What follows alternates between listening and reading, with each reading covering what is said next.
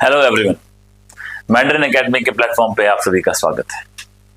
तो already defence की जो हमने लास्ट क्लास ली थी उसमें हमने बात की थी, यहाँ पर आके रुके थे, जिसके अंदर हम जो इंडियन नेवी है उसका क्या विजन है, कैसे हम ब्लू नेवी बनाने का प्लान कर रहे हैं, और ये जो हमारी ब्लू वाटर नेवी की हम बात कर रहे हैं इसमें किस प्रकार से प्रोजेक्ट 75 आई। इसके बाद हमारे जो एयरक्राफ्ट कैरियर हैं, हमारी कुछ K4, K15, K5, K6 जो सागरिका मिसाइल्स है, इन सब को लेकर के, और सागर और महासागर जो हमारा इंडियन ओशन को लेकर डॉक्ट्राइन है वो कैसे काम कर रहा है उसकी बात करेंगे।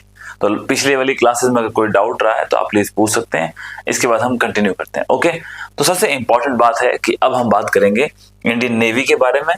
तो सबसे पहले आपको ये जानना होगा कि लास्ट क्लास में जैसे मैंने आपको बताया कि आज के टाइम में विश्व क्या कर रहा है, दो चीजों पर फोकस कर रहा है। उसमें अंदर एक है विश्व मुख्य रूप से स्क्रैमजेट इंजन।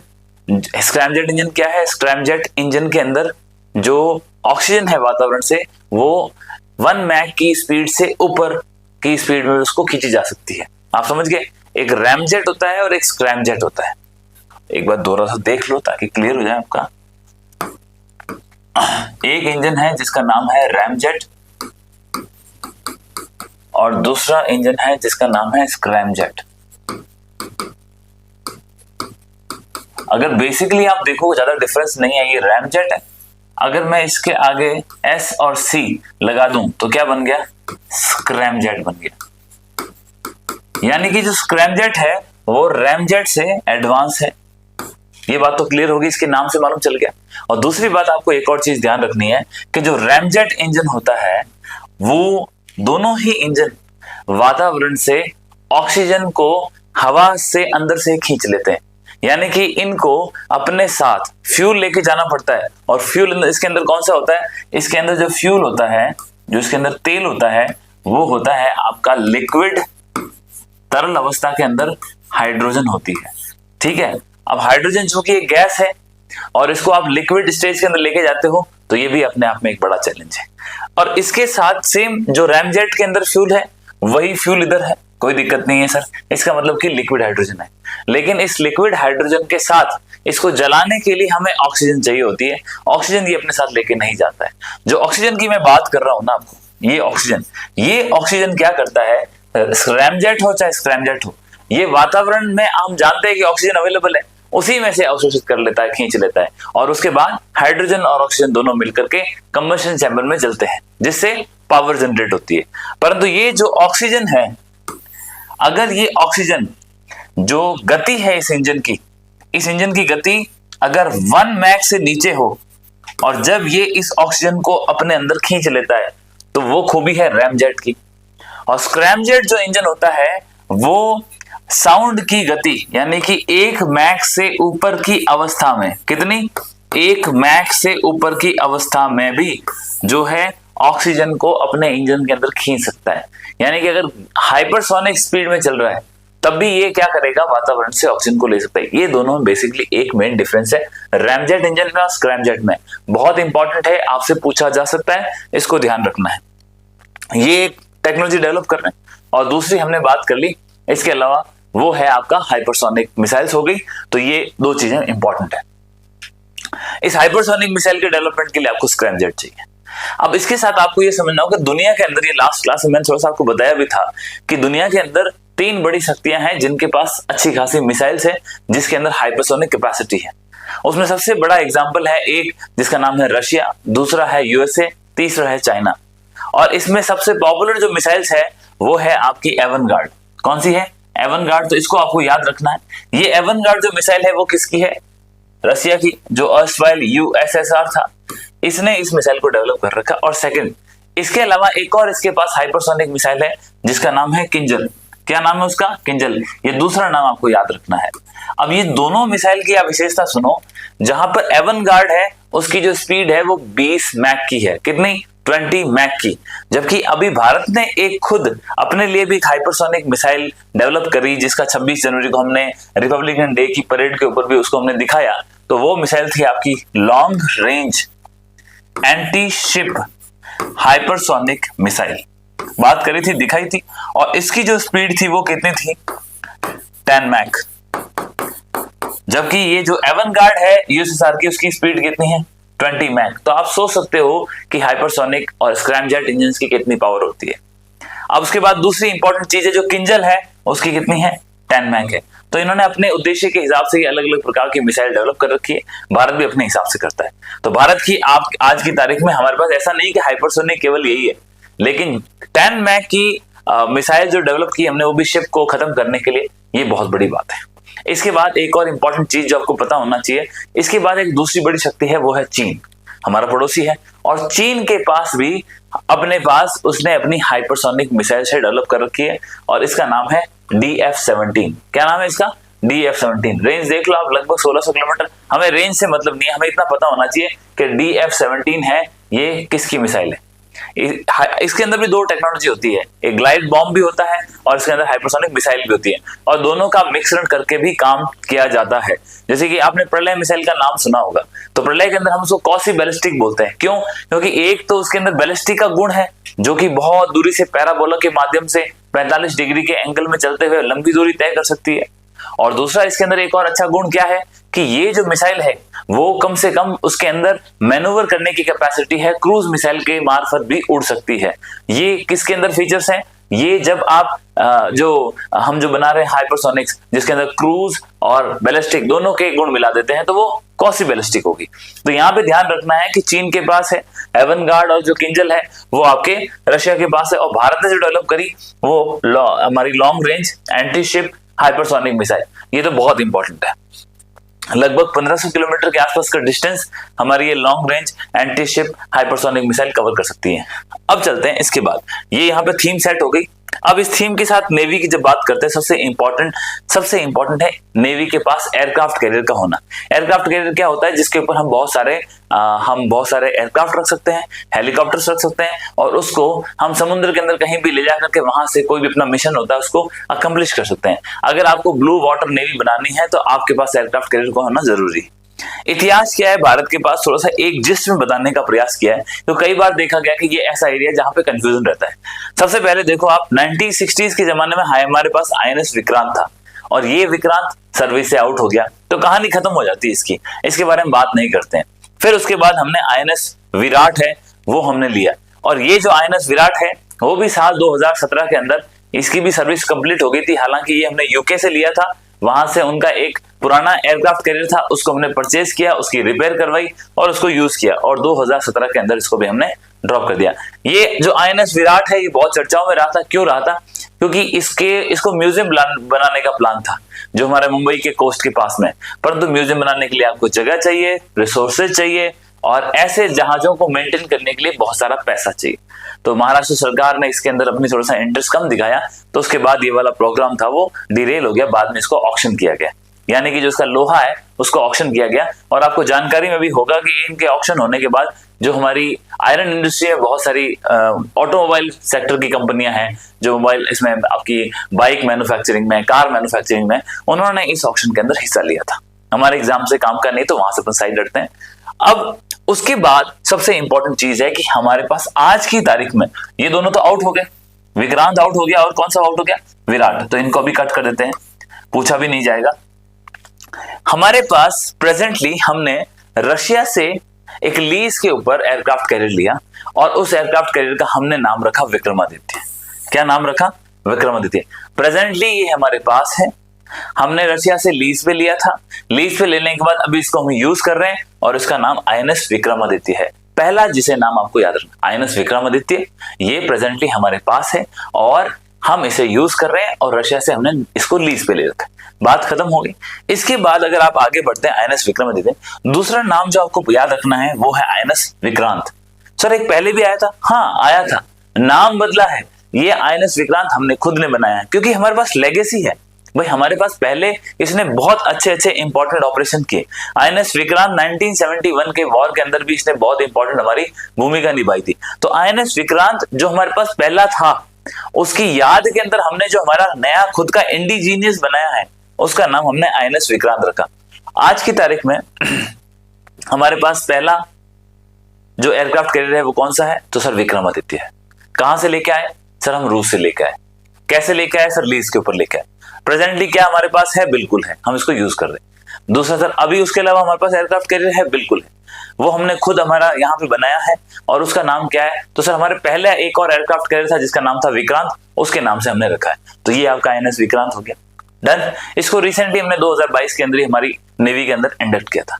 इसके अलावा और कोई प्लान है? हाँ, भारत बोलता है कि मुझे ब्लू वाटर नेवी पॉलिसी को लागू करना है, तो मुझे कहीं ना कहीं एक नया एयरक्राफ्ट कैरियर और बनाने की जरूरत है, और ये जो एयरक्राफ्ट कैरियर होगा वो इससे बड़ा होना चाहिए। तो हम क्या कर रहे हैं, INS विशाल, क्योंकि साइज बड़ी होनी चाहिए तो विशाल बनाएंगे, इसलिए हमारा तीसरा एयरक्राफ्ट कैरियर है वो कौन सा है, INS विशाल, इसकी हम बात चल रहे हैं। तो बेसिकली 3 एयरक्राफ्ट कैरियर की बात करी, जिसके अंदर 2 एयरक्राफ्ट कैरियर प्रेजेंटली हमारे पास है और 1 एयरक्राफ्ट कैरियर जिसके ऊपर बनाने का हमारा प्लान है। तो कौन से हैं? नंबर 1 विक्रमादित्य, रूस से लिया हुआ। नंबर 2 हमारे पास विक्रांत है, और विक्रांत जो है इंडिया ने खुद बनाया है। भविष्य के अंदर हमारा बनाने का जो प्लान है वो है INS विशाल। क्लियर है? इसकी कैपेसिटी कितनी है उन चीजों को ज्यादा याद रखने की जरूरत नहीं है, लेकिन जो हम INS विशाल बना रहे हैं लगभग 65,000 टन के आसपास की इसकी कैपेसिटी होने वाली है। तो ये एयरक्राफ्ट कैरियर है, इतने ही है, इसके अलावा हमें जरूरत नहीं है। लेकिन इसके साथ आपको एक एयरक्राफ्ट कैरियर अभी प्रेजेंटली याद रखना है, और उसका नाम है अब्राहम लिंकन।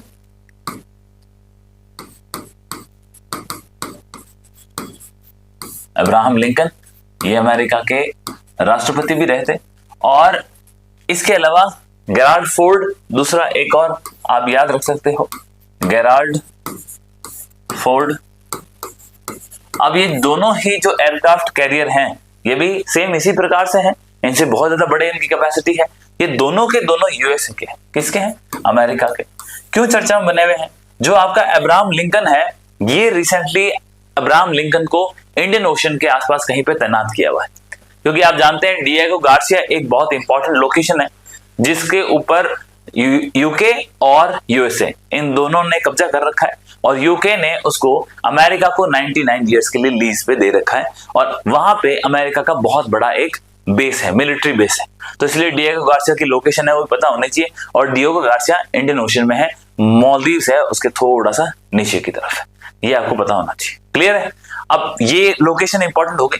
तो ये जो अब्राहम लिंकन USA का एयरक्राफ्ट कैरियर है वो इसके आसपास कहीं तैनात है। रिसेंटली अपने यहां पर एक एक्सरसाइज हुई थी, उस एक्सरसाइज का नाम था मिलान। क्या नाम था उस एक्सरसाइज का? मिलान।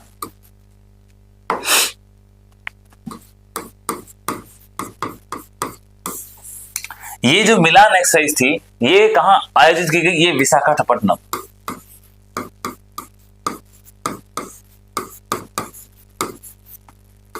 विशाखापट्टनम हमारे पूर्वी तट के पास है, और विशाखापट्टनम आंध्र प्रदेश का एक फेमस शहर है, तो इस जिसे हम विजाग भी कहते हैं, तो यहाँ पे हमारी मिलान एक्सरसाइज हुई। इसके अंदर बहुत सारी कंट्रीज के जो नेवल शिप्स हैं वो पार्टिसिपेट करते हैं, और ये एक तरह से फ्लीट रिव्यू है। क्या है ये? फ्लीट का रिव्यू होता है, बहुत सारी कंट्रीज पार्टिसिपेट करती है। इस एक्सरसाइज के अंदर रिसेंटली ये कंट्रोवर्सी में क्यों रहा? कंट्रोवर्सी इन द सेंस कि अभी फरवरी के अंदर ही ये एक्सरसाइज खत्म हुई, और इस एक्सरसाइज के अंदर जो आपका 2 मेन प्रतिद्वंदी है, एक USA और दूसरा आपका ईरान, इन दोनों को ही इसके अंदर पार्टिसिपेट करना था। खास बात क्या रही?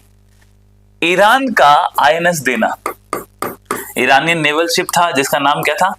INS देना, उसने इस एक्सरसाइज में पार्टिसिपेट किया, और USA की जो नेवी की फ्लीट आनी थी उन्होंने इस एक्सरसाइज में पार्टिसिपेट नहीं किया।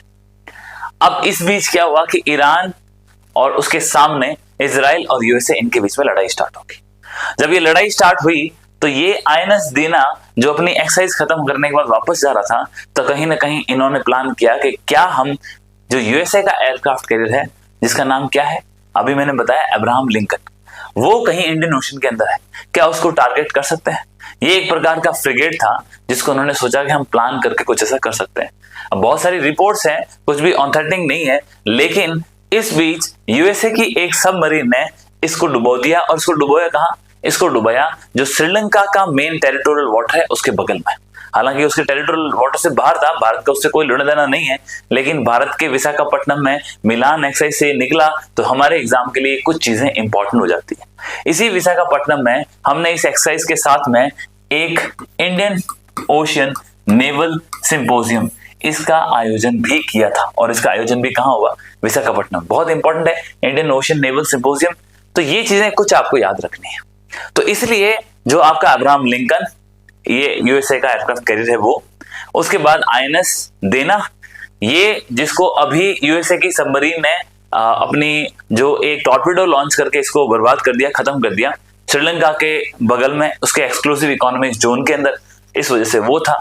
अब चूंकि जो INS देना था हमारे यहाँ भारत में विशाखापट्टनम के अंदर, भारत एक मल्टीलैटरल एक्सरसाइज करवा रहा था जिसका नाम था मिलान। ये एक प्रकार की फ्लीट रिव्यू है। तो यहाँ से वो एक्सरसाइज करके निकला था और हमारे भारतीय कोस्ट के आसपास से कहीं निकल के जा रहा था, तो यहाँ इंसिडेंट हुआ। तो ये बहुत इंपॉर्टेंट है और ये आपके एग्जाम में पेपर बनने से पहले की बातें हैं, तो इसलिए इसको और ध्यान रखना है। तो कई बार क्या होता है, अपने से ये ओवरलुक हो जाती है क्योंकि एग्जाम के हैंगओवर में अभी आप बहुत अलग अलग चीजों को देख रहे हो, अपने नोट्स को रिवाइज कर रहे होंगे। आई बिलीव बहुत अच्छा कर रहे हो आप। तो इस समय आपको इन चीजों को भी थोड़ा सा ध्यान रखने की जरूरत है। यहाँ से इसको आप प्लीज नोट डाउन कर लेना, ठीक है। तो हमने एयरक्राफ्ट कैरियर देख लिया और बाकी जो भी इंटरनेशनल चल रहा था उसकी बात कर ली। अब इस एयरक्राफ्ट कैरियर के बाद में नेक्स्ट जो एक इंपॉर्टेंट चीज आती है वो है आपकी सबमरीन। क्या है? सबमरीन। अब सबमरीन के लिए भारत के स्पेसिफिक सबमरीन की बात करें तो हमारे पास दो प्रकार की सबमरीन है। एक सबमरीन वो है जो डीजल इंजन से चलती है, यानी जो उसका इंजन है वो डीजल के ऊपर चलता है, और दूसरी जो सबमरीन है वो है जो परमाणु ऊर्जा से चलती है। एक परमाणु हथियारों को लेके जाना अलग बात है, और जो आपकी सबमरीन है वो परमाणु इंजन से चलना, दोनों में बड़ा फर्क है। ये आपको ध्यान रखना है। जैसे कि अगर अरिहंत का नाम सुना होगा तो अरिहंत भारत की पहली ऐसी मिसाइल, ऐसी परमाणु, ये हमने खुद ने जो स्वदेशी अपनी सबमरीन बनाई जो कि आपकी परमाणु ऊर्जा से चलती भी है और जिसके अंदर परमाणु हथियारों को रख करके हमला करने की क्षमता भी है, ठीक है। तो वो दोनों चीज थी। यदि आप बात करें डीजल बेस्ड सबमरीन की तो हमारे पास उसके लिए तीन इंपॉर्टेंट क्लास हैं। ये तीनों डीजल की है। एक है सिंधु घोष, दूसरी है शिशुमार और तीसरी है कलवरी। पहले आपको मोटा मोटी पता होना चाहिए। क्या क्या नाम बताया? एक सिंधु घोष, दूसरी शिशुमार, तीसरी कलवरी। अब तीनों कंट्री किस किस कंट्री के सहयोग से बनाए वो पता होना चाहिए। जो सिंधु घोष है वो हमने रूस की सहायता से बनाई। कौन सी? रूस की सहायता से। इसके अलावा हमारे पास एक चक्रा करके और सबमरीन है, वो भी हमने रूस से ली। वो उसकी आकुला क्लास की है, परंतु पहले डीजल वाली के अंदर पहला कौन सा सर? सिंधु घोष, और ये हमने रूस से लिया। अब रूस के अंदर भी क्या है, एक किलो टाइप, जैसे हमारा किलो होता है ना वजन तोलने वाला, उस किलो टाइप की सबमरीन की क्लास है, तो उसके बेस पे ये हमने बनाई। पहली बात तो क्लियर हो गई कि सिंधु घोष जो है वो भारत की डीजल बेस की सबमरीन है, और इसको डेवलप करने में कौन सी कंट्री का योगदान है? रूस का। और ये कौन सी है? Kilo class. नेक्स्ट बात करते हैं शिशुमार। कौन सी? शिशुमार। और शिशुमार जो हमारी सबमरीन है उसको हमने डेवलप किया जर्मनी के साथ मिलकर। किसके साथ मिलकर? जर्मनी। ये काफी पुराने प्रोजेक्ट हैं, अभी लेटेस्ट प्रोजेक्ट नहीं। और तीसरा हमारे पास जो सबमरीन है वो है कलवरी क्लास। कौन सी? कलवरी। और ये जो आपकी कलवरी है ये हमने फ्रांस के साथ मिलकर बनाई, और इसको स्कॉर्पियन क्लास, फ्रांस के अंदर स्कॉर्पियन क्लास की सबमरीन बनती है, उसी का हमने ये किया। क्लियर है? और ये जो कलवरी क्लास है ये फ्रांस और भारत का एक तरह से जॉइंट मैन्युफैक्चरिंग का प्लान था, जिसके अंदर हमने इनको भारत के अंदर बनाया। अब इसके अंदर आपकी 6 सबमरीन है। लेटेस्ट आपको पता होना चाहिए कलवरी क्लास के अंदर कलवरी है, करंज है, वेला है, वागशीर है, वागीश है, ठीक है। तो इनको हमें ध्यान रखना है।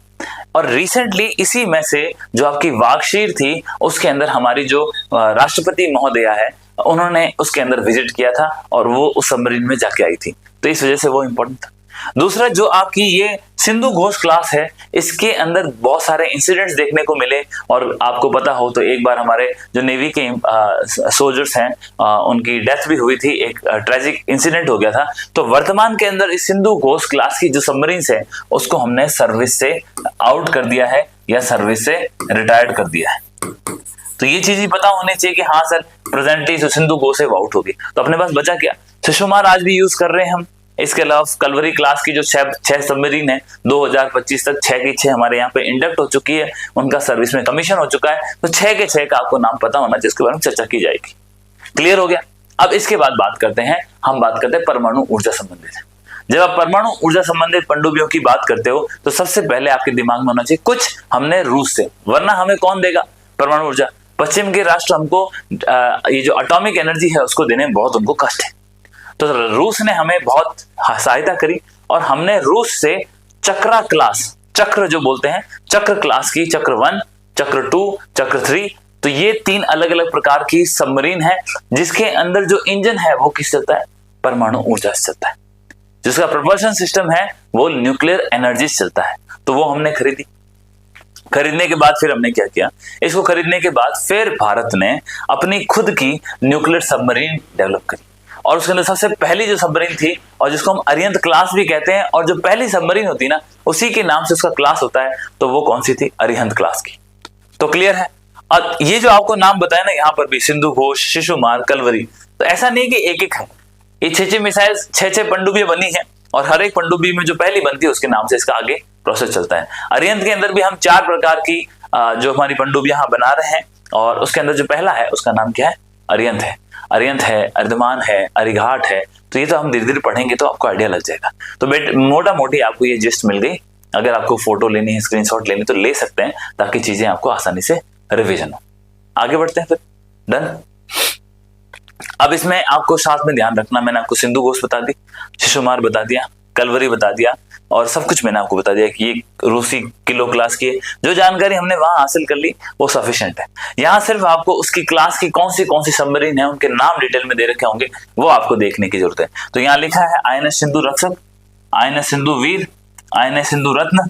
ठीक है, तो ये इंपॉर्टेंट थे जो मैंने आपको दिया। INS सिंधु घोष, तो ये हमने बनाई इसके अंदर और इनको हम सर्विस से आउट कर रहे हैं क्योंकि इंसिडेंट्स बहुत हो रहे हैं, क्योंकि ये डीजल की है, डीजल में बहुत सारी कमियां होती है। बात करेंगे, एक AIP सिस्टम होता है, एयर इंडिपेंडेंट प्रोपल्सन सिस्टम, जिसका संबंध अभी जो हम प्रोजेक्ट 75 कर रहे हैं उससे जुड़ा हुआ है।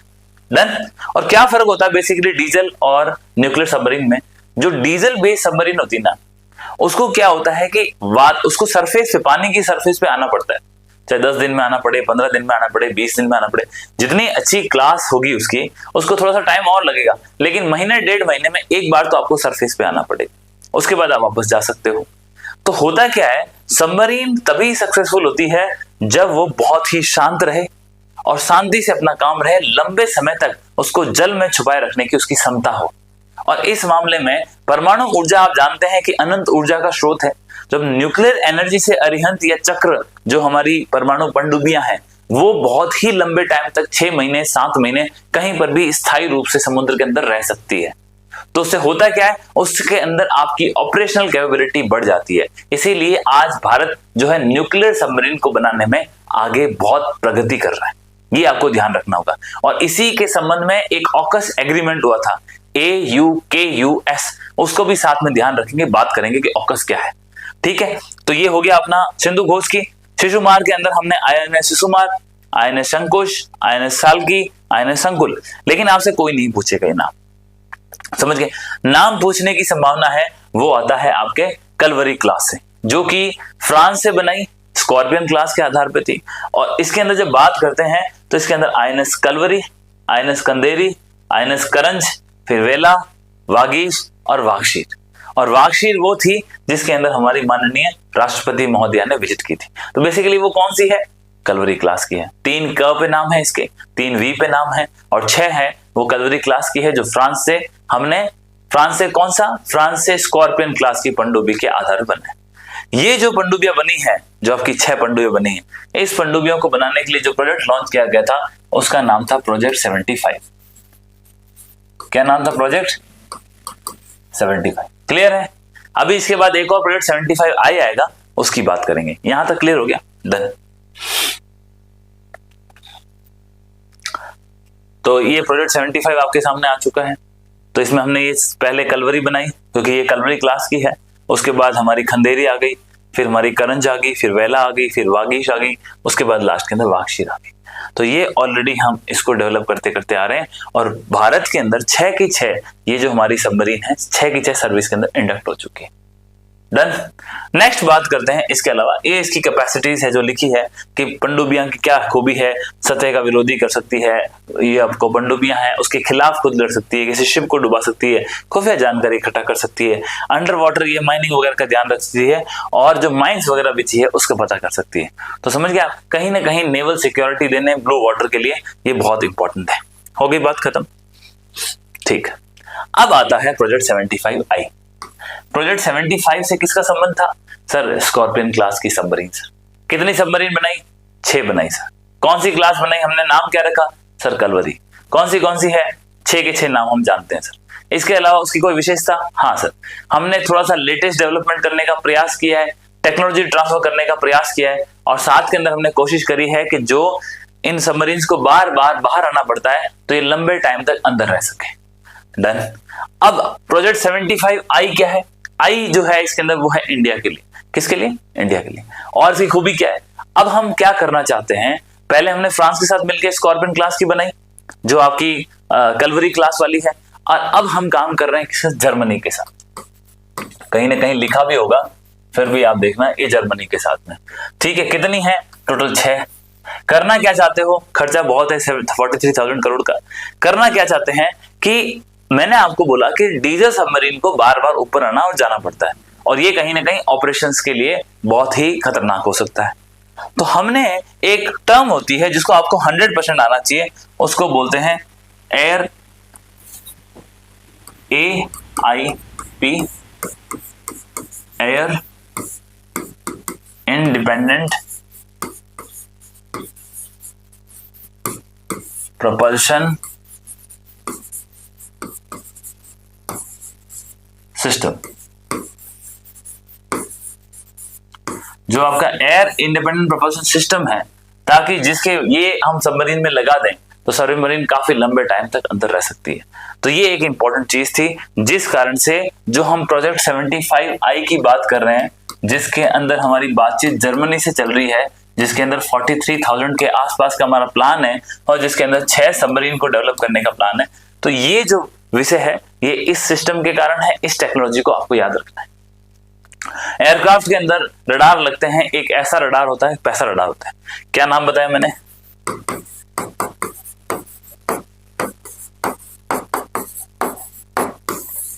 ये 2 रडार होते हैं। इस रडार की खूबी ये होती है, ऐसा रडार की, ये जो रडार है वो 360 डिग्री चारों तरफ घूम के चीजों को मॉनिटर कर सकता है। और ये एग्जाम में पूछा गया था कि ऐसा क्या है, आप समझ रहे हो। तो आपसे ये पूछा जा सकता है कि एयर इंडिपेंडेंट प्रोपल्शन सिस्टम क्या है, क्योंकि इसके आधार पर तो पूरी डील हो रही है।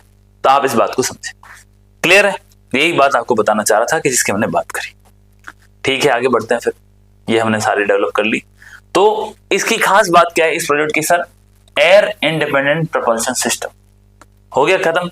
इसके अलावा ये जो हम सबमरीन बनाएंगे वो शिप को मार सके, वो सबमरीन को मार सके, उसके बाद पानी की सतह के ऊपर उससे बड़ा शक्तिशाली कुछ ना हो, ये सब प्लान है।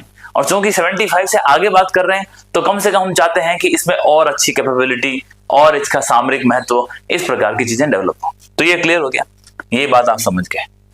अब इसके अंदर ऑलरेडी ये जो रिसेंटली आई थिंक ये फरवरी के मिड के अंदर ये न्यूज थी, तो इसलिए आपको जरूर फॉलो करना है। तो ये टाइम्स ऑफ इंडिया के अंदर आ रखा था कि India and Germany close to signing $8 billion P75I submarine deal pact likely by March end. Okay, और आपने देखा भी होगा कि जर्मनी के जो चांसलर हैं वो रिसेंटली उनकी हमारे भारत के अंदर विजिट भी हुई थी, और ये चीजें उस टाइम चर्चाओं बनी हुई थी। तो इसलिए आपको बिल्कुल पता होना चाहिए, बिल्कुल लेटेस्ट डेवलपमेंट है, किसी भी सूरत में इसको भूलना नहीं। और इसके अंदर important air independent propulsion system को बिल्कुल नहीं भूलना। वो क्या खूबी है जिससे डीजल सबमरीन जो है वो काफी लंबे टाइम तक पानी के ऊपर रह सकती है। ये उसका मेन कोर प्रिंसिपल है, हमें उसकी प्रक्रिया जानने की जरूरत नहीं है, लेकिन वो है क्या, एयर इंडिपेंडेंट प्रोपल्शन सिस्टम। समझ गए आप? Okay sir, done. इंडिजीनियस स्वदेशीकरण, ये चलो अच्छी बातें हैं, भारत आजकल कोशिश कर रहा है कि हम यही करें। अब project 75 I, you are able to differentiate, मुझे पता है आपको बढ़िया ढंग से आता है, इसका आप स्क्रीनशॉट ले लो, अगर पढ़ लोगे तब भी अच्छा है, वरना जो बातें बताइए अगर वो भी आपने फॉलो करी, it is more than sufficient. तो कुछ नहीं बताया कि हमने प्रोजेक्ट 75 में भी 6 बनाया कलवरी क्लास का, 75 आई के अंदर भी हमारा 6 प्लान है। जो प्रोजेक्ट 75 था वो 23,000 करोड़ का था, अब आज चूंकि कॉस्ट बढ़ गई है 43,000 करोड़ के आसपास है। जो ये प्रोजेक्ट 75 था वो फ्रांस के साथ था, जब फ्रांस के साथ था तो आपकी जो सबमरीन है उसका नाम क्या है, स्कॉर्पियन क्लास थी। जबकि ये जो 75 है ये हम किसके साथ काम कर रहे हैं, तो इसमें हम जर्मनी के साथ कर रहे हैं, और जर्मनी सबमरीन के मामले में बहुत एडवांस है। वर्ल्ड वॉर जब 1 और 2 चल रहे थे तो उनके पास U-CAV बोट होती थी जो कहीं से भी पानी के अंदर घुसती और फिर बाहर निकल के बर्बाद करती थी।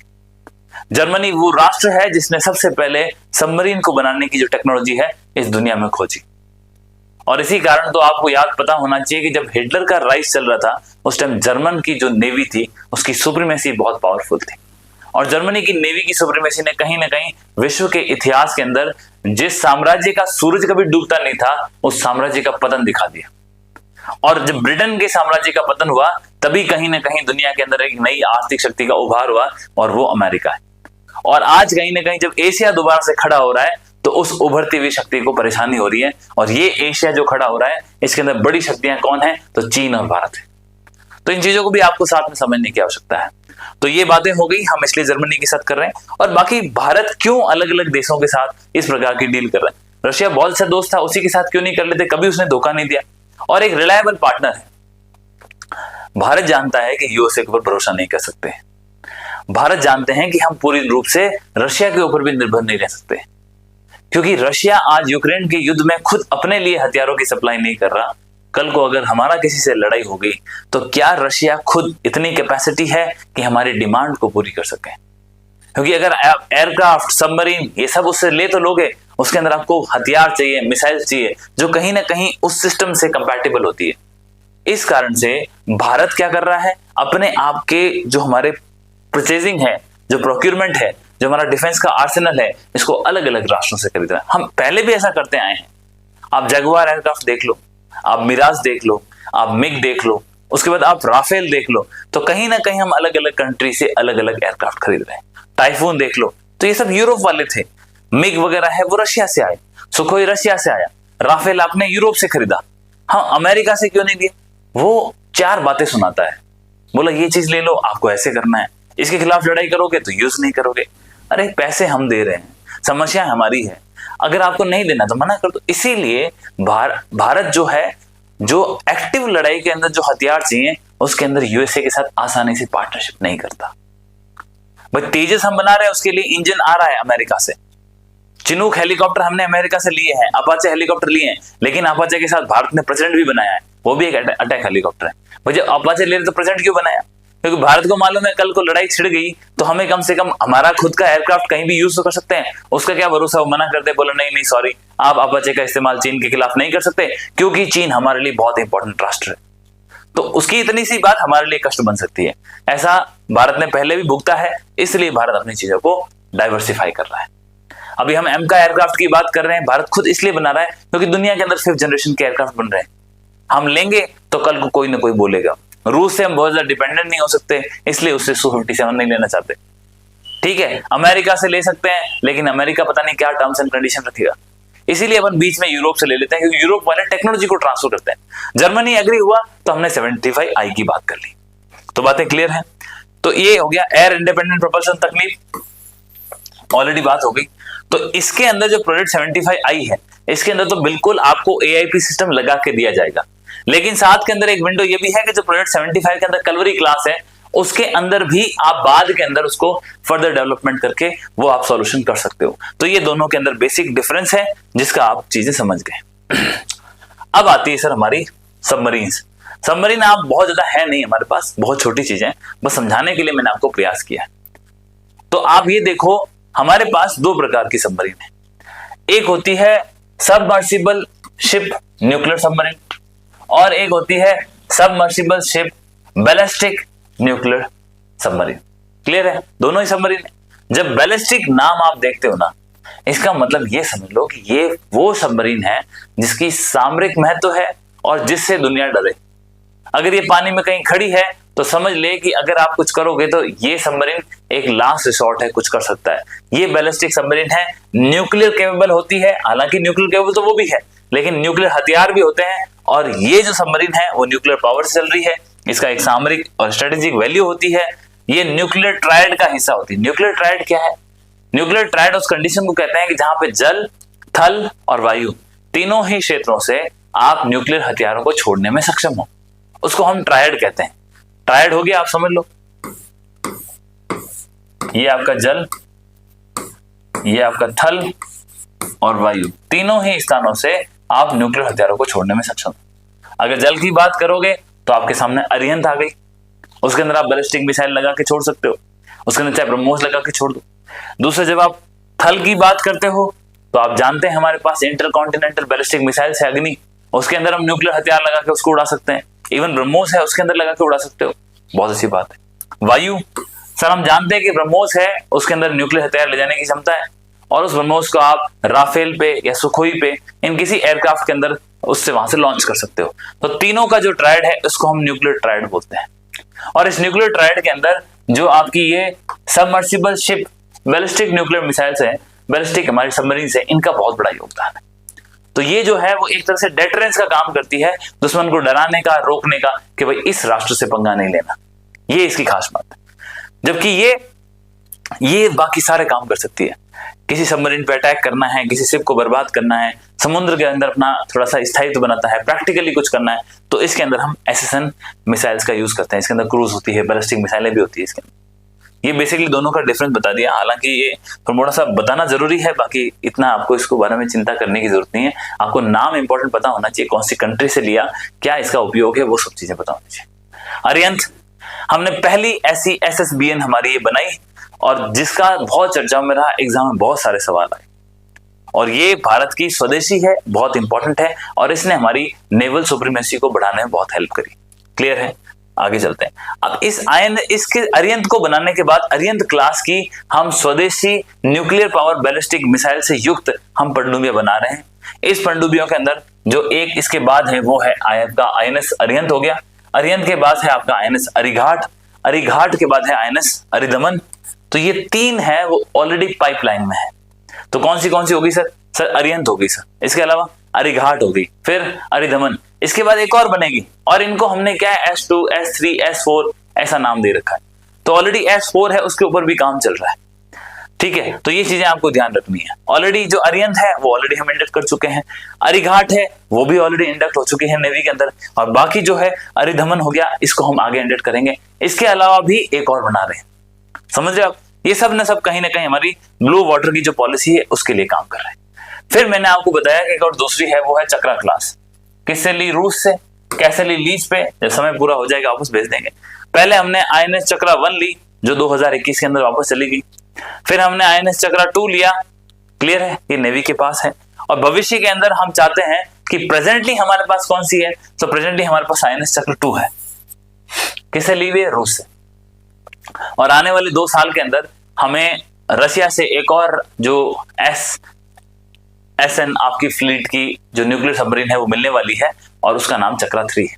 नाम उसका अपन भी कुछ रख सकते हैं, लेकिन चक्र से आपको मालूम हो जाएगा कि हाँ सर ये भी न्यूक्लियर इंजन से चलने वाली मिसाइल्स जो आपकी पनडुब्बियां हैं, और ये हमने किससे ली है?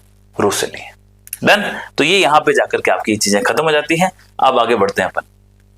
अब तो ये मैंने आपको ऑलरेडी बता दिया, हमारे पास विक्रमादित्य है, विक्रांत है, विशाल बना रहे हैं। न्यूक्लियर सबमरीन की बात कर ली, दोनों प्रकार की, चक्रा क्लास की, चक्रा 1, चक्रा 2, चक्रा 3, और इसके साथ हमने अलग से बात कर दी जो हमारी SSBN टाइप की है, जिसके अंदर अरिहंत, अरिदमन, अरिघाट, उसके अलावा और हम S4 बना रहे हैं। तो ये सारी बातें आ गई। और ना सिर्फ ये, बल्कि हमारा जो प्रोजेक्ट 75 है, 75I है, उसके माध्यम से हम डीजल बेस्ड सबमरीन भी बना रहे हैं। उसके अलावा क्या थी? शिशुमार क्लास की सिंधु घोष की थी, सिंधु घोष को हम बाहर कर रहे हैं। शिशुमार क्लास है वो भी पुरानी हो रही है, तो कम से कम जो ये नई बनेगी वो उसको रिप्लेस कर देगी। इस प्रकार से एक ओवरऑल हमारा जो इंडियन ओशन को लेकर हमारा टारगेट है उसको हम मेंटेन कर। अब यहाँ आपको 2 पॉलिसीज याद रखनी है, एक है सागर और दूसरा है महासागर। क्या नाम बताया? पहले का सागर और दूसरे का नाम है महासागर।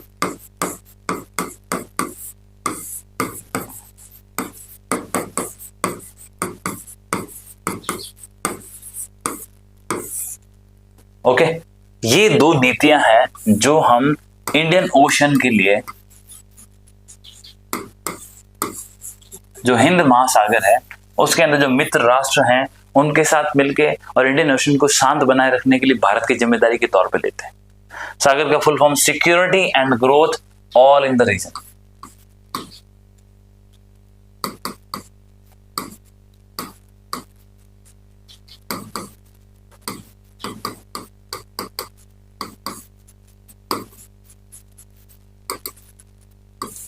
ये तो हो गई सागर की फुल फॉर्म, और इसमें भी पीछे सागर ही लगा, ये देखो यहां से। लेकिन महा क्या है? महा है म्यूचुअल एंड हॉलिस्टिक एडवांसमेंट।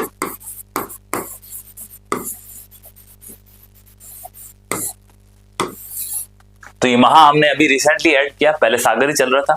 तो ये दोनों पॉलिसीज अगर आपको नहीं पता तो प्लीज का स्क्रीनशॉट ले लो। तो सागर और महासागर ये दोनों के दोनों हमारे जो ब्रॉड विजन्स है, स्क्रीनशॉट ले लो आप।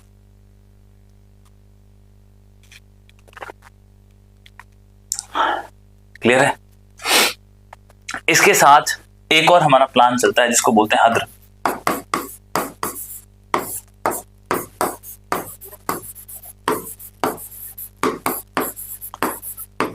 Humanitarian assistance and disaster relief.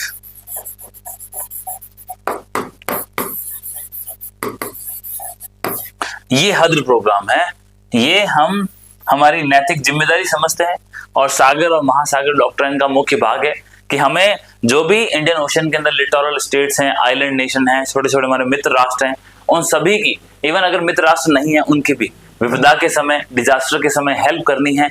हमें मानवता का विचार है वो ओपन रखना है। तो इसका हद्र का फुल फॉर्म भी आपको पता होना चाहिए। आपको रिसेंटली पता है कि श्रीलंका के कोस्ट के ऊपर रिसेंटली दितवा करके एक साइक्लोन आया था और दितवा साइक्लोन ने वहां बहुत नुकसान किया। तो भारत ने एक मिशन चलाया था, वो मिशन जो था वो हद्र प्रोग्राम के तहत चलाया था। और ये जो हद्र प्रोग्राम है वो कहीं ना कहीं भारत अपनी सागर और महासागर की जो नीति है उसको ध्यान में रख के करता है। तो इसलिए ये आपको नीतियां ही पता होना चाहिए कि सर हमने बहुत अच्छे से पढ़ लिया, सर हमारी नेवी क्या करना चाहती है, क्या नहीं करना चाहती, पर ये कौन देखेगा। तो इसलिए क्या है, हॉलिस्टिक तरीके से बताना हमारा लक्ष्य है ताकि आपको कहीं भटकना ना पड़े और ओवरऑल जो आप चाहते हो आपका उद्देश्य आपको हासिल। ओके, आगे बढ़ते हैं। फिर ये चीजें आपको क्लियर हो गई है, ठीक है। ऑलरेडी हमने ये बात कर ली, अरिहंत की बात कर चुके हैं हम। अरिहंत के बारे में मैंने आपको बता दिया, अरिघाट के बारे में बता दिया आपको।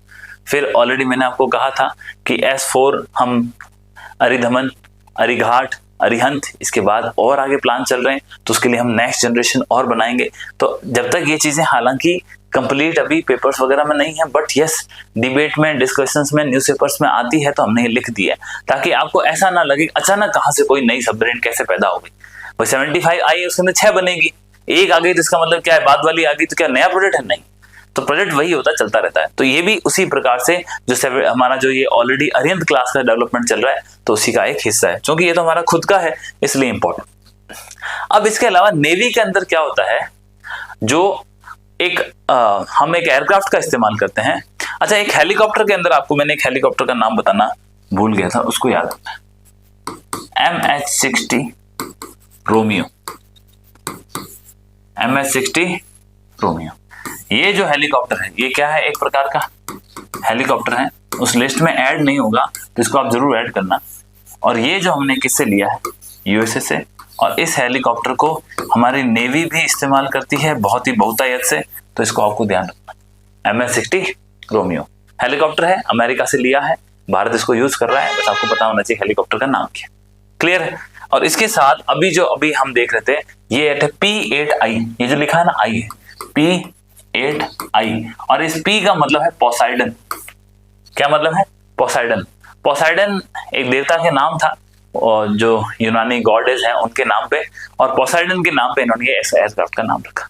ये करता क्या है, ये निगरानी करता है, खुफिया जानकारी हासिल करता है, समुद्र के ऊपर उड़ता रहता है, स्कैनिंग करता है। तो ये इसका P8I पोसाइडन का मेन काम है।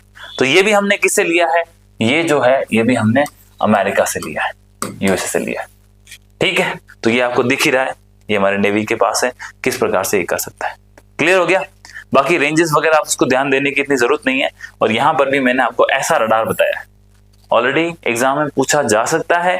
P8 पोसाइडन मैंने आपको कहा है, सर्वे रखी, खुफिया जानकारी, तो इसके पास तो रडार चाहिए ना। अगर रडार नहीं होगा तो ये कैसे मालूम करेगा कि यहाँ पे जमीन के अंदर इस पानी के नीचे कोई सबमरीन है वो काम कर रही है। तो ये रडार है, इसके अंदर ऐसा जो 360 डिग्री में घूम के जानकारी हासिल करता है, इसीलिए मैं नाम यहाँ पे आपका ऐसा डाल रखा है। बाकी बहुत अच्छे सेंसर होता है, तो मैग्नेटिक एनोमली को भी ये डिटेक्ट कर सकता है, वो आपसे हालांकि एग्जाम में नहीं पूछा जाएगा। अब हम बात करते हैं इंडियन एयरफोर्स के मेजर एयरक्राफ्ट के बारे में। ये आपकी जो मेजर थीम है वो आपको बताना बहुत जरूरी है। इसके अंदर सबसे पहला नाम है यहाँ MiG-29। मिग 29 को आप सब जानते हैं। इंपॉर्टेंट बात क्या है कि ये जो एयरक्राफ्ट है इसके अंदर 2 इंजन होते हैं, एक इस तरफ हो गया, एक इस तरफ हो गया, आपको दिख ही रहा है 1 और 2। तो इसके कैसा है, 2 इंजन है, बहुत हल्का एयरक्राफ्ट है मिग। और मिग जब भी आपको नाम आएगा इसका मतलब हमने किससे लिया है, रशिया से। अब चूंकि ये बहुत पुराने एयरक्राफ्ट है, बहुत पहले लिए, तो उस टाइम कौन था, यूएसएसआर। 1987 के अंदर ये एयरक्राफ्ट भारत के अंदर आया था और तब से इस एयरक्राफ्ट ने बहुत इंपॉर्टेंट रोल प्ले किए। इवन 1999 के अंदर 1999 के अंदर जो कारगिल वॉर हुआ था उसके अंदर भी इसकी एक बहुत महत्वपूर्ण भूमिका थी। और दूसरा, ये ऐसी जगह पर लोकेटेड है जहां से ये पाकिस्तान और चीन दोनों का ध्यान रखता है। फॉर एग्जांपल यहाँ पे हमने एक स्टेशन दे रखा है एयरफोर्स का, उससे पाकिस्तान की जो बॉर्डर है, ये हमारा जो है आपका पंजाब है, वहां पे ये तैनात है और पाकिस्तान की बॉर्डर वहां से महज 100 किलोमीटर, और उसी लोकेशन से चीन है वो 250 किलोमीटर के आसपास है। तो ये कहीं ना कहीं दोनों को एयरक्राफ्ट को, ये दोनों कंट्रीज को ध्यान रखने के लिए, इसीलिए मिग 29 भारत के अंदर बहुत बड़ा इसने अपना एक इफेक्ट डाला है। और दूसरा, विश्व के अंदर हमारे पास करीब करीब 110 के आसपास मिग एयरक्राफ्ट थे, तो विश्व के अंदर रशिया के बाद बड़ी शक्ति जो है जिसने इस एयरक्राफ्ट को इस्तेमाल किया वो भारत है। ये बात आपको पता होनी चाहिए, ठीक है। बियॉन्ड विजुअल वाली मिसाइल्स वगैरह है, कारगिल का युद्ध की बात हो गई, आदमपुर है, बहुत इंपॉर्टेंट लोकेशन है, और चीन के और दोनों को टैकल करने के लिए एयरक्राफ्ट इंपॉर्टेंट रोल करता है। फिर आ गया आपका तेजस। तेजस 2 प्रकार का है, एक मार्क 1 है, एक मार्क 2 है। और तेजस, अब हमारे पास ना एक चीज बता दूं आपको, हमारे पास दोनों प्रकार के एयरक्राफ्ट होते हैं। जैसे इंजन चलो हो सकता है, तेजस की खास बात क्या है कि ये 4th जनरेशन का एयरक्राफ्ट है। और इसके अंदर क्या है, इसके अंदर ऐसा रडार है, लगभग आज के टाइम पे जितने भी हमारे एयरक्राफ्ट हैं वो हवा के अंदर तेल भर सकते हैं। और जब एयरक्राफ्ट हवा से तेल भरता है तो उसके अंदर जो एयरक्राफ्ट इस्तेमाल किया जाता है वो रशिया से लिया हुआ IL है। क्या नाम है उसका, IL, जिसका नाम है इल्यूशन। ये रिफ्यूलर की तरह काम आता है। इस IL का इस्तेमाल करके, IL-78, जिसका इस्तेमाल करके हवा के अंदर ये जो एयरक्राफ्ट है वो क्या भर सकते हैं, तेल भर सकते हैं, ताकि इनकी जो ऑपरेशनल कैपेबिलिटी है वो बढ़ जाए। तो ये एयरक्राफ्ट कौन सा है, तेजस, ये किसी और से नहीं लिया, भारत ने खुद बनाया। और इसको कौन बनाया था, हिंदुस्तान एरोनॉटिक्स लिमिटेड, स्वदेशी रूप से है। लेकिन इसका जो इंजन है वो हमने USA की कंपनी है जनरल इलेक्ट्रिक, उससे लिया है। 404 हमारे तेजस मार्क 1 में था, और जो तेजस का अपडेटेड वर्जन था उसके अंदर हमने 414 लिया है। हालांकि इंजन बहुत डिले है, इसलिए जो हमारे जो एयरफोर्स के चीफ है वो भी इसको लेकर के उन्होंने काफी क्रिटिसाइज किया है HAL को, और उन्होंने बोला है कि भाई अमेरिका चाहे इंजन दे रहा नहीं दे रहा है, परंतु ये हमारी जिम्मेदारी है कि हमें हमारे राष्ट्र की आवश्यकताओं के लिए इस प्रकार की चीजों को समय से बनाना है। तो ये इंपॉर्टेंट बातें हो गई, ये सब कर ली, ये आपको ध्यान रखना तेजस की। और तेजस जो है इसकी खास बात क्या है कि मैंने आपको सीट्स के बारे में बताया। इनकी सीट्स क्या होती है, जब ट्रेनिंग के लिए काम लेते हैं तो ट्विन होता है, अदरवाइज ऑपरेशन के लिए सिंगल इंजन भी, सिंगल सीटर भी एक काम आ सकता है। तो ये एक इंपॉर्टेंट चीज है। हथियार वगैरह तो सारे लेके जा ही सकता है। ये फिर आपका मार्क 2 आ गया। मार्क 2 ये 4.5 जनरेशन आपने लिख दिया। इसके अंदर देखो इंजन 414 बता दिया मैंने आपको, स्पीड इसकी 1.8 से 2 मैक के आसपास है। बाकी सारी चीजें हमारी जानकारी के लिए नहीं है, लेकिन क्या है, थोड़ा सा आप डिटेल में पढ़ते हो ना तो बहुत कॉन्फिडेंस आता है इसको, और इसको हम धीरे धीरे इंडक्ट कर रहे हैं। जैसे जैसे बनेंगे वैसे वैसे हम लेंगे। मिग 29 की बात करी, सुखोई की बात करी, मार्क 1 की बात करी, मार्क 2। इसमें ये याद रखना है तेजस जो हमारा मार्क 1 और मार्क 2 है वो क्या है, उसके अंदर सिंगल इंजन है। कितना है, सिंगल इंजन। बाकी जो मिग है, सुखोई है, वो ट्विन इंजन है। क्लियर है। और दोनों किससे ले रखे हमने, उससे ले रखे हैं आपके USSR से, सोवियत संघ से। ठीक है। सुखोई तो भारत के अंदर बहुत इंपॉर्टेंट रहा है, उसने बहुत इंपॉर्टेंट रोल प्ले किए हैं, हालांकि मिग ने भी किए हैं। और इसके अलावा एक मिग 21 बाइसन था जिसको हमने रिसेंटली, जिसको फ्लाइंग कॉफिन के नाम से भी जाना जाता था, 26 सितंबर 2025 को हमने उसको फाइनली एयरफोर्स ने उसको विदा किया। तो वो इंपॉर्टेंट चीज है। हालांकि अब वो विदा हो चुका है, उसकी तारीख इंपॉर्टेंट है, बस लास्ट इतना ही पता होना चाहिए, ज्यादा जानकारी की जरूरत नहीं। बाकी थोड़ा सा इसको डिटेल के अंदर हैंडआउट्स, जो नोट्स आपको टेलीग्राम पे अवेलेबल कराए और जो वेबसाइट पे डालने हैं, तो वहां से आप उसको रेफर कर सकते हैं। तो वो लिए आपके उसमें थोड़ा सा और डिटेल में लिखा है, ज्यादा नहीं लिखा मैंने, क्योंकि बहुत ज्यादा कंटेंट होने से ना बर्डन है। ओके डन, आगे बढ़ते फिर हम। ये एयरक्राफ्ट हो गई।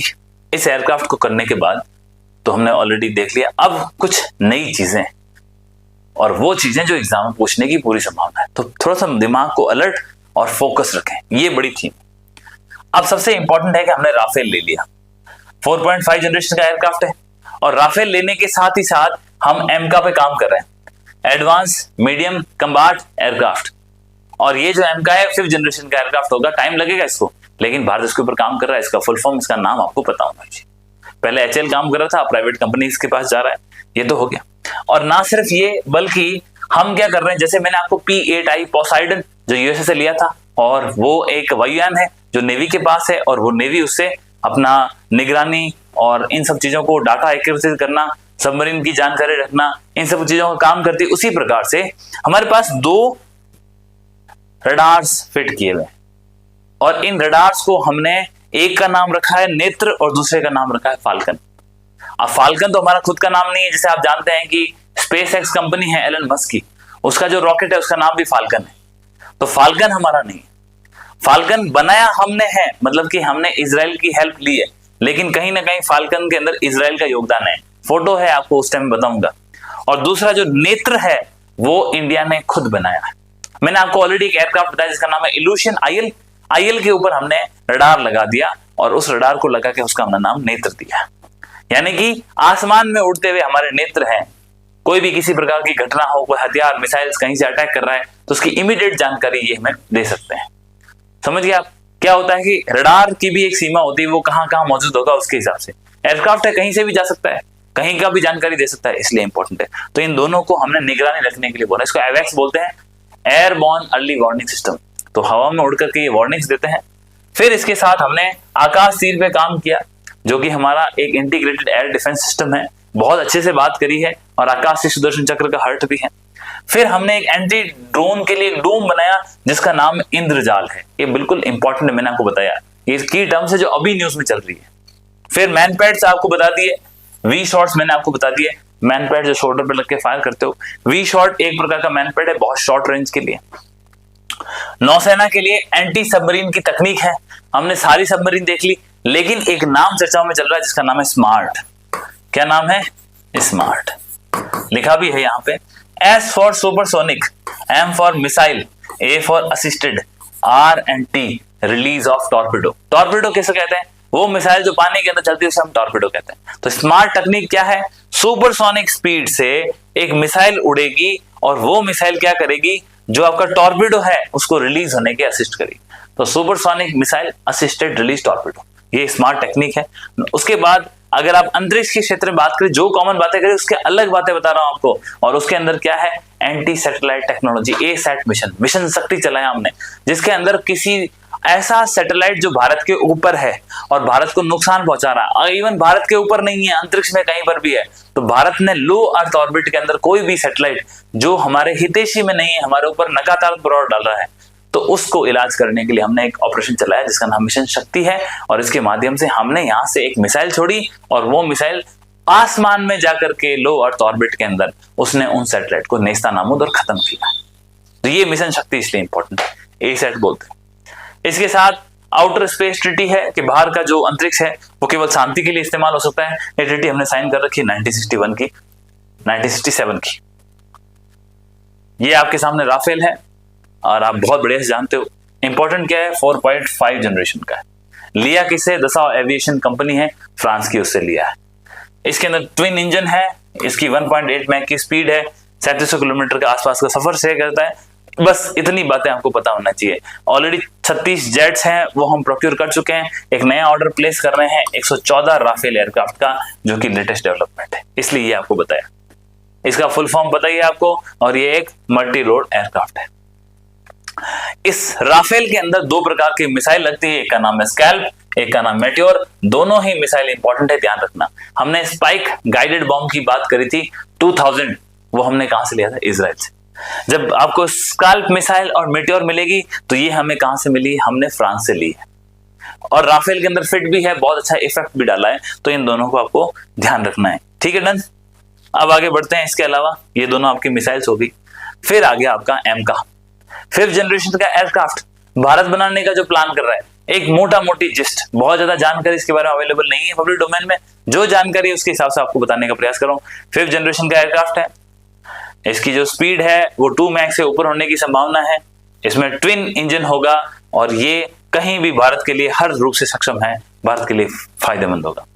इसके अलावा जो एम का है, इसके अंदर हम क्या कर सकते हैं, ब्रह्मोस की जो न्यू जनरेशन वाली नेक्स्ट जनरेशन की मिसाइल बनाएंगे वो साथ में लगाने का प्लान है। अस्त्र है रुद्रम। रुद्रम क्या है, एक नाम बहुत अजीब है, ध्यान रखना, स्पेशली नोट डाउन करो। रुद्रम क्या है, कई बार क्या होता है कि ऐसी मिसाइल है रुद्रम जिसको पता चल जाए कहीं से रेडिएशन निकल रहा है, अगर जहां रेडिएशन निकल रहा है वहां जाके हिट करेगा। इवन मैंने पहली क्लास जो डिफेंस टेक की ली थी उसके अंदर आपको इसके बारे में बताया था, तो आई होप वहां से अगर आप करोगे तब भी आपको क्लियर हो जाएगा। डाटा सारा ढंग से क्लियर करो, दिमाग के अंदर कोई किसी प्रकार का फितूर नहीं होना चाहिए, कोई कंफ्यूजन नहीं होना चाहिए, इसीलिए अपने को ढंग से देखना है। हो गया रुद्रम। तो ये राफेल, ये एम का, ये 4.5 जनरेशन, ये 5th जनरेशन, ये दसवां एविएशन कंपनी है आपकी फ्रांस की, उसने बनाया। जबकि 5th जनरेशन का जो हमारा ये एम का है, इसको बनाने का जो प्लान है वो भारत खुद कर रहा है। हालांकि इंजन नहीं है तो इंजन कहीं से किसी से लेना पड़ेगा, तेजस में भी तो ले ही रहे हो, तो ये इसकी मुख्य बात हो गई। बाकी सारी चीजें आपको पता ही है क्या होगा नहीं होगा कैसे है। अब जो मैंने आपको एवैक्स बताया था जिसके अंदर हमने फाल्कन की बात करी थी, हमने नेत्र की बात करी थी, तो ये क्या है, एवैक्स है, एयरबॉर्न अर्ली वार्निंग सिस्टम है। ये एयरक्राफ्ट हवा में उड़ते हैं और उड़ के जो भी चीजें वहां पे आ रही है उनकी निगरानी रखते हैं, 360 डिग्री अंदर घूम सकते हैं। तो ये आप जो एयरक्राफ्ट दे रहे हो उसका नाम है आईएल। क्या नाम है इसका, आईएल, मैंने ऑलरेडी बताया इल्यूशन। और ये जो एयरक्राफ्ट है आईएल 76, इसके ऊपर हमने ये रडार लगा रखा है, और ये जो रडार है वो हमने किससे लिया, इजराइल से लिया, और इस प्रकार से जो ये कॉम्बिनेशन बना इसको हमने नाम दिया है फाल्कन। तो इजराइल से लिया और इस प्रकार से बनाया। जबकि जो आईएल एयरक्राफ्ट है वो किसका है, रशिया का है। दूसरा आया नेत्र। तो नेत्र के अंदर जो ये एयरक्राफ्ट देख रहे हो ये हमने लिया ब्राजील से, और इसका नाम है एम्ब्रर। क्या नाम है इसका, एम्ब्रर। इस एयरक्राफ्ट के ऊपर ये जो आप सीढ़ी नुमा एक रडार देख रहे हो, ये रडार भारत ने खुद बना के डाला है, इसीलिए ये इंडिजीनियस है। नेत्रा ऑलरेडी हमारे पास 1 है और अब हम नेत्रा 2 की बात कर रहे हैं। तो ये चीजें आपके लिए इंपॉर्टेंट थी, मैंने आपको बताया कि इनको आपको ध्यान रखना है। इसके बाद आकाश तीर। ऑलरेडी आकाश तीर के अंदर बता रखा है कि भारत की कंपनी है, Bharat electronics limited, artificial intelligence का इस्तेमाल करते हुए सब कुछ इंटीग्रेट करके कमांड कंट्रोल, उसके बाद हम चाहते हैं कि मल्टी लेयर डिफेंस सिस्टम को मजबूत करें, तो वो आकाश तीर सिस्टम है। तो ये बहुत अच्छे से काम कर रहा है, 99% इसकी एक्यूरेसी है। बहुत सारे देशों ने इसमें इंटरेस्ट दिखाया है, ताइवान और जो आपके फिलीपींस, वियतनाम, इंडोनेशिया, इवन जो हमारे अफ्रीका महाद्वीप के जो देश हैं उन्होंने भी इसके अंदर इंटरेस्ट दिखाया। तो ये एक इंपॉर्टेंट चीज है जिसके बारे में जानकारी होनी चाहिए, आकाश तीर। फिर इंद्रजाल क्या है, तो मैंने आपको बोला कि ये अगर आपके पास बहुत सारे अटैक आते हैं किसके, ड्रोन्स के, अगर बहुत सारे आपको ड्रोन अटैक करने आए उसको हम स्वाम्प ड्रोन बोलते हैं, स्वाम्प अटैक, झुंड में आते हैं। तो उन झुंड में आने वाले ऐसी चीजों के लिए हमने आर्टिफिशियल इंटेलिजेंस का एक एंटी ड्रोन सिस्टम बनाया है ताकि जो ड्रोन से लड़ सके, और उसका नाम दिया हमने इंद्रजाल। तो आपको दिख रहा है ये ड्रोन है और वो इंद्रजाल की तरह काम कर रहा है कि जो आएगा उसको मैं बर्बाद कर दूंगा। तो इसको बहुत जरूरी से ध्यान रखना है। ग्रीन रोबोटिक्स, गलत थोड़ा सा इसका गलती से एक एरर हो गया, ग्रीन रोबोटिक्स टाइपिंग एरर है। तो ग्रीन रोबोटिक्स कंपनी है, तो इस ग्रीन रोबोटिक्स ने ये इंद्रजाल सिस्टम बनाया है। 4000 स्क्वायर किलोमीटर का जो एरिया है उसको ये कवर कर सकता है, 360 डिग्री के अंदर देख के कवर कर सकता है। इंपॉर्टेंट है, क्लियर है। ये कैसे भी प्रकार के, आपको मैंने मेल और हेल दोनों यूए बताया। मेल क्या है, मीडियम एल्टीट्यूड हाई एंड्योरेंस, मतलब कि मध्यम ऊंचाई में उड़ने वाले और लंबे समय तक उड़ने वाले ड्रोन। और हेल क्या है, हाई एल्टीट्यूड और लॉन्ग एंड्योरेंस, बहुत ही ऊंचाई में उड़ने वाले ड्रोन जो कि लंबी अवधि तक हो सकते हैं, उन सबको टैकल करने के लिए हमने बनाया। एक फिर लॉइटरिंग एम्यूनेशन की बात करिए, तो लॉइटरिंग एम्यूनेशन भी है, वो क्या होता है मैंने बताया, जो रुक करके रुक सकता है और रुकने के बाद अपने दुश्मन को देखेगा कहाँ है, क्या मूवमेंट हो रहा है, उसके बाद अटैक करेगा, तो उसको हमने लॉइटर, कामेकेजी वगैरह ये सारी बात कर ली हमने। तो ये ध्यान रखना है, एक बार आप इसका जरूर फोटो ले लो, ये इंपॉर्टेंट है।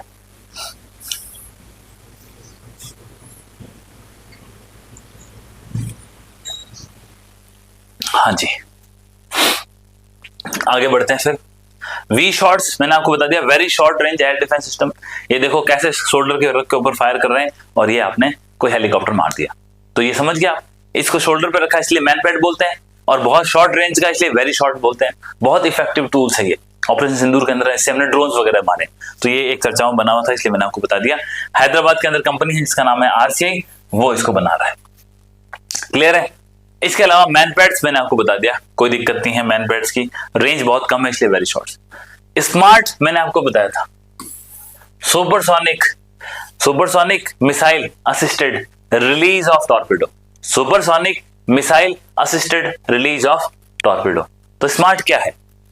इसके अंदर क्या होता है कि आप सुपरसोनिक स्पीड मतलब कि 1 मैक से ऊपर, इस स्पीड से आप मिसाइल लॉन्च करते हो। जैसे कि ये जहाज है, ये हमारा कोई फ्रिगेट, कॉर्वेट या डिस्ट्रॉयर है, इसके ऊपर से एक मिसाइल आपने लॉन्च करी, ये मिसाइल गई बढ़िया से, क्योंकि इसके अंदर मिसाइल कैसी है, सुपरसोनिक है, तो कई बार ये पैराबोलिक पाथ में जा रही है, और जब ये रास्ते में होती है बैलिस्टिक मिसाइल्स, रास्ते में जाने के बाद में ये जब मिसाइल जैसे ही समुद्र के अंदर गिरने वाली होगी, जैसे ही ये मिसाइल समुद्र के अंदर गिरने वाली होगी, उस स्थिति में ये क्या करेगी, अपना खुद का दिमाग इस्तेमाल करके इसको अलग से रिलीज कर देगी और इसको टॉर्पेडो बना देगी।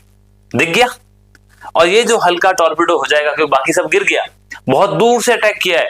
अब लोग क्या सोचेंगे कि ये तो यहां से टॉर्पेडो आएगा और मुझे मारेगा, तो इसके लिए ये सबमरीन तैयार होगी, इसके लिए शिप तैयार होगा। परंतु हमने स्मार्ट तरीके से क्या किया, पहले इसको बैलिस्टिक मिसाइल की तरफ उड़ाया, उड़ाने के बाद फिर हमने पैराशूट से उसको अलग कर दिया, क्योंकि जब आपकी मिसाइल इतनी डिस्टेंस कवर कर ली, अब तो खाली जाके उसको अटैक करना है, तो फिर वो जो खोल वगैरह होते हैं वो साइड में गिर जाते हैं, वजन हल्का हो जाता है और पेलोड लेकर के ये टॉर्पेडो जाता है और जो आपका टारगेट है उसको बर्बाद कर देता है। इसको हमने स्मार्ट